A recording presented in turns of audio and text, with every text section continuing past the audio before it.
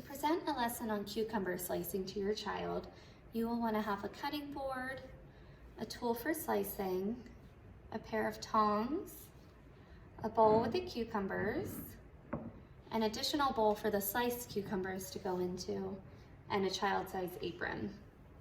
To get started, you'll have your child go to the sink and wash their hands, and then they'll put on their apron.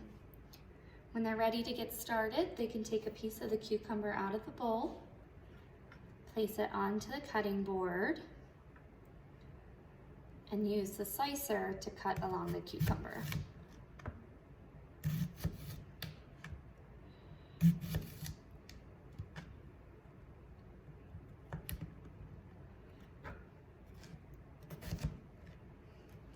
After the cucumber's been sliced, they can use the tongs to then pick up the cucumber pieces and put into the bowl.